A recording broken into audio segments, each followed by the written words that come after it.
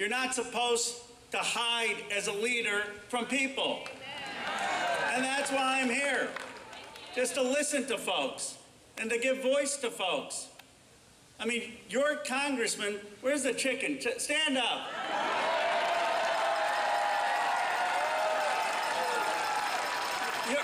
Your congressman, it's not just that he hasn't shown up for the last few months, he hasn't shown up for the last few years.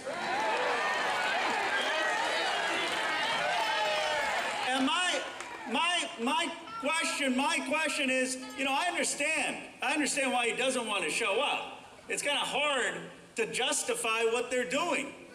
You know, it's hard to justify what they're doing.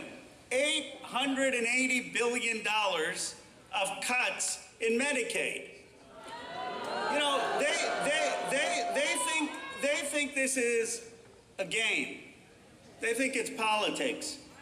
But what they don't understand, I was so moved. I was shaking hands, and two people, they started crying. They started crying, and they gave me a hug. And they said, "Bro, help us." And I said, you know, I want to help, but it's going to take all of us. But what they're doing is cutting health care for people's families, people who need it, people who have elderly parents, taking away the health care for them. There was someone who said that they have an 11-year-old and a 9-year-old who are on special needs education, and they're taking away the funding for special needs education by cutting the Department of Education. This is not a game. This is not about politics. I've said before, I'd rather Ken Calvert do the right thing to save Medicaid, to save education, than come here for politics. My appeal to Ken Calvert is show up in your district next weekend. Talk to folks. I'm new to this area. I've only been here since 2018. And when I got here, I got on the computer and let's find out who I'm represented by. What a story I read. About earmarks, about prostitution. I couldn't believe it. And then the phone calls start. I'm one of those people who I got to get on the phone. I'm calling Thune, Tillis, everybody, but maybe except Tuberville. I don't spend any time on him.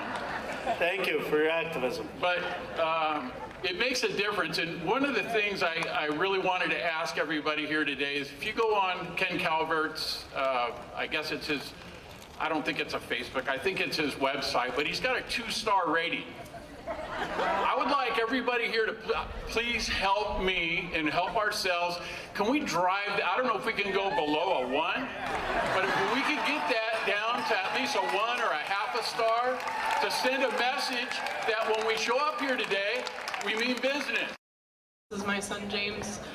We live in Winchester, and I'm a single mother. My son is, dependent on Medicaid, Medi-Cal to get all of his medical care and medical needs met. He is very medically complex. He's on a ventilator. Also due to the fact that there is a national shortage of home health nursing and home health caregivers in general, we also depended on IHSS so that I can take care of him. If I didn't have IHSS, I would have no income and no way to pay our bills and keep a roof over our heads. I'm, just very scared about what's happening with the potential cuts to Medicaid.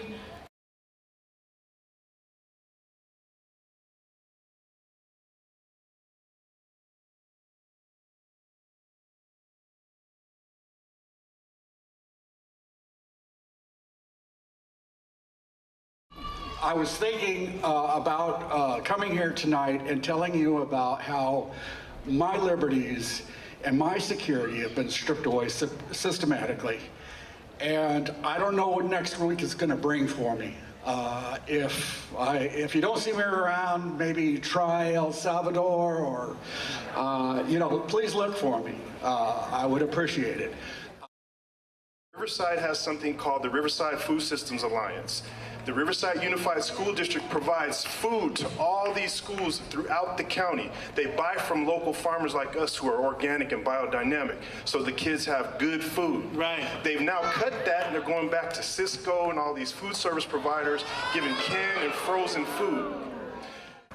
I received a USDA grant that I worked hard for, filled out all the stuff for, got a signed contract for $100,000 to buy a food truck so I could get around and bring my fresh produce to more people in food deserts and more schools.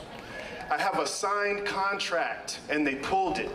So now we're not getting the money. I have a colleague doing the same thing. He had a $500,000 contract from the USDA.